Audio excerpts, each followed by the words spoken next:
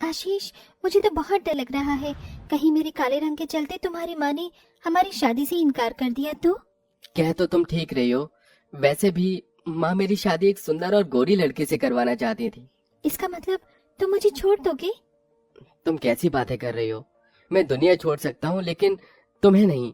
मेरे पास एक बहुत अच्छा प्लान है। आशीष कंचन को अपना प्लान बताता है, जिसे सुन कंचन बहुत खुश हो जाती है और अगले दिन ही कंचन और आशीष मंदिर में एक दूसरे से शादी कर लेते हैं। शादी के बाद आशीष कंचन को जैसे ही घर लेकर जाता है, मानो जैसे आशीष के घर पर किसी ने परमाणु बम ही गिरा दिया हो। आशीष, तेरी हिम्मत कैसे हुई इस काली लड़की को हमारे घर की बहू बनाने की? अरे शादी से पहले क्या तेरी आंखों पर पट्टी बंद गई थी जो तूने इस बदसूरत से शादी कर ली? इसकी जात बिरादरी क्या है, किस खानदान की है, कुछ पता भी है? भैया, आपने तो सारे रिश्तेदारों में हमारी नाक ही कटवा दी। सोचा भी है आस पड़ोस के लोग क्या कहेंगे? लोग क्या कहते हैं मुझे इससे कोई मतलब नहीं है। मैं कंचन से प्यार करता हूँ और कंचन मेरी पत्नी है। अगर आप दोनों को कंचन स्वीकार नहीं है तो मैं कंचन के साथ इस घर को छोड़कर हमेशा के लिए चला जाऊंगा। आशीष कंचन का हाथ पकड़कर जाने लगता है कि तभी अरे माँ, भैया को रोक लो। अगर वो चले जाएंगे तो हमारा क्या होगा? इस काली का तो हम कुछ न कुछ देख ही लेंगे। बेटी की बात सुन और अपने इकलौते बेटे को घर छोड़ता जाता देख कलावती उन्हें रोक लेती है और उन्हें माफ करने का नाटक करके उनके गृह प्रवेश करती है। देखा मेरा प्लान कैसे काम किया? आप बिल्कुल ठीक कहती थी। अब देखना, मैं माजी और प्रिया का कितने अच्छे से ख्याल रखूंगी। अपनी सास और नंद के मान जाने पर कंचन काफी खुश होती है और ऐसे ही उन दोनों की शादी का पहला दिन गुजर जाता है। अगले दिन कंचन सबके लिए स्वादिष्ट नाश्ता बनाती है। सभी लोग नाश्ता कर रहे होते हैं कि तभी आशीष को एक कॉल आता है। क्या हुआ भैया, किसका कॉल था? कंपनी की तरफ से कॉल था। 2 हफ्तों के लिए हमें काम से बाहर जाना पड़ रहा है। कंचन, तुम्हें छोड़ के जाने का मन तो नहीं है लेकिन काम भी जरूरी है। मैं जल्द आने की कोशिश करूंगा। आशीष जल्दी से अपना सारा सामान पैक करता है और मीटिंग के लिए निकल जाता है। वहीं दूसरी तरफ अब तो भगवान भी हमारे साथ है। अब हम हमारे प्लान को अच्छे से अंजाम दे सकते हैं। बड़ा शौक था ना मेरे बेटे को फंसाने का। अब देखना कैसे इसका हाल करते हैं हम। ये लो प्रिया, तुम्हारी कॉफी। ये कैसी कॉफी बनाई है तुमने? बिल्कुल अपनी तरह काली कर दी मेरी कॉफी। इतना कहकर प्रिया गरम गरम कॉफी का गिलास सीधा कंचन के हाथ पर फेंक देती है, जिससे कंचन का हाथ जल जाता है। मेरा हाथ। कंचन को दर्द में रोता देख प्रिया मुंह बनाकर वहां से चली जाती है, जिसके बाद कंचन अपने जले हुए हाथ पर कोलगेट लगाती है और किचन में जाकर काम करने लगती है।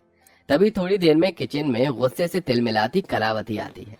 अभी तक तुझसे बर्तन नहीं धुले, खाना कब बनाएगी? इतना कहकर कलावती कंचन के बाल पकड़कर उसे खींचने लगती है। छोड़ दीजिए माँ जी, बहुत दर्द हो रहा है। भगवान के लिए मुझे छोड़ दीजिए। ये बात तुझे तब समझ नहीं आई जब तूने मेरे बेटे को अपने प्यार के जाल में फंसाया।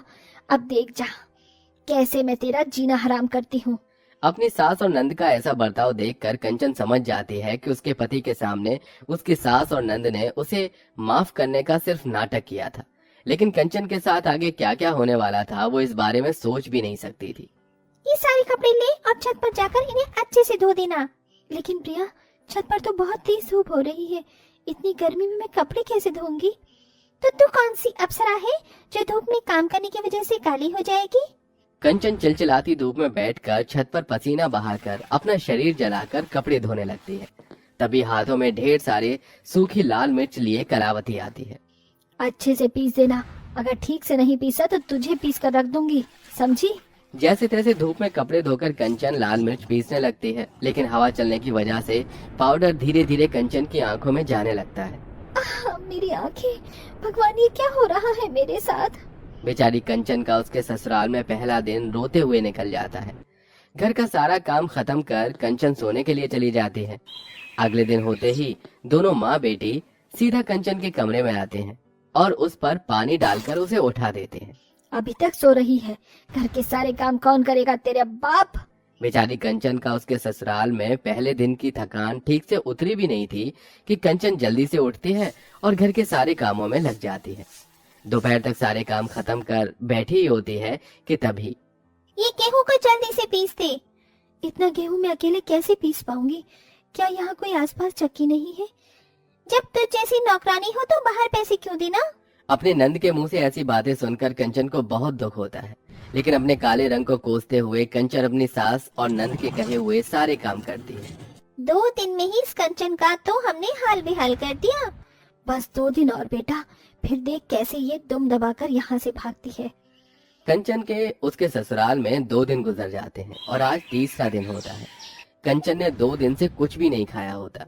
रात की बची सूखी रोटी लेकर कंचन एक कोने में बैठकर खाने लगती है कि तभी उसकी सास आती है और वो रोटी उससे छीन लेती है।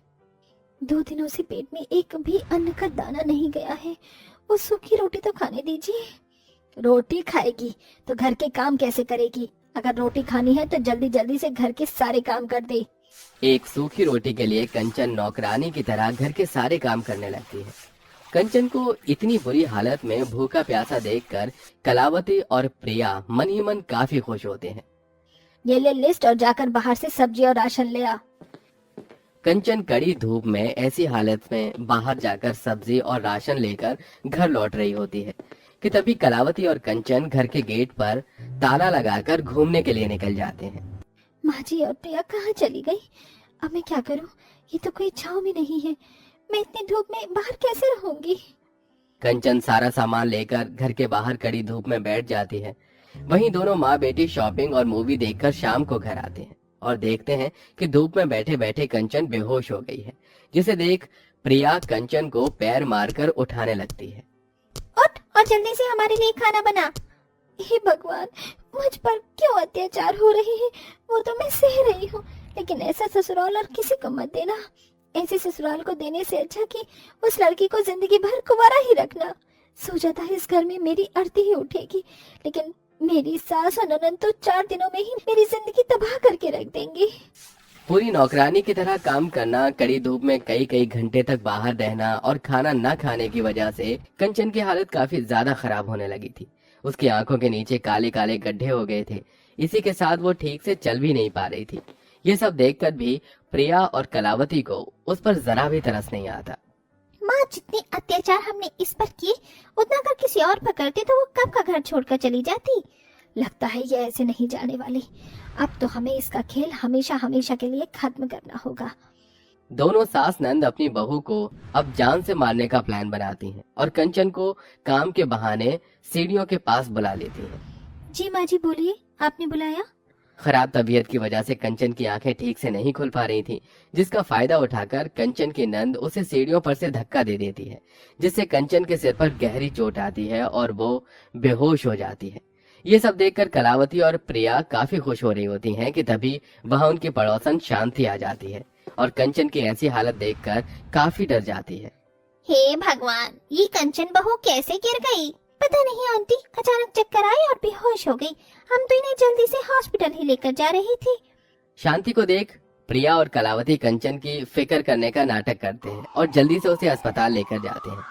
शांति आशीष को कॉल करके सारी बात बता देती है और अपनी पत्नी की ऐसी हालत के बारे में सुन आशीष भागा भागा अस्पताल आता है। देखिए, आपकी पत्नी की हालत काफी ज्यादा खराब है। जब तक उन्हें होश नहीं आ जाता हम कुछ नहीं कह सकते। वो कोमा में चली गई है। कोमा का नाम सुन आशीष काफी डर जाता है और हर दिन भगवान से कंचन के ठीक होने की प्रार्थना करता है। तकरीबन 1 हफ्ते बाद कंचन कोमा से बाहर आती है। कंचन, तुम ठीक तो हो ना? बताओ, ये सब तुम्हारे साथ किसने किया? मैं उसे छोड़ूंगा नहीं। अपने बेटे और भाई की बात सुन प्रिया कलावती काफी डर जाती हैं कि तभी कंचन, भला मेरे साथ ऐसा कोई क्यों करेगा? वो तो बस थोड़ा ज्यादा काम कर लिया ना, इसलिए मैं तबीयत खराब हो गई मेरी। मैं बिल्कुल ठीक हूँ। तुम सच कह रही हो ना कंचन? देखो, कभी ऐसा मत करना, अपना अच्छे से ख्याल रखना। चलो तुम आराम कर लो, मैं तुम्हारी दवाई लेकर आता हूँ। आशीष दवाई लेने के लिए बाहर चला जाता है। अपने इतना सब कुछ करने के बाद भी कंचन को आशीष को कुछ न बताता देख अब कलावती और प्रिया को शर्मिंदगी महसूस होने लगती है। मैं जानती हूँ आप दोनों यही सोच रहे हो कि मैंने आशीष को क्यों नहीं कुछ बताया। अगर मैं उन्हें बता देती तो वो आप दोनों को छोड़कर मुझे यहाँ से दूर ले जाते, और मैं नहीं चाहती कि इस उम्र में वो आप दोनों को अकेला छोड़ दे। कंचन बहू, हमें माफ कर दे, हमसे बहुत बड़ी गलती हो गई। सिर्फ तेरे काले रंग की वजह से हमने ये सब तेरे साथ किया। हाँ भाभी, हमें माफ कर दो, हम तो सच में बहुत बड़ी भूल कर गए।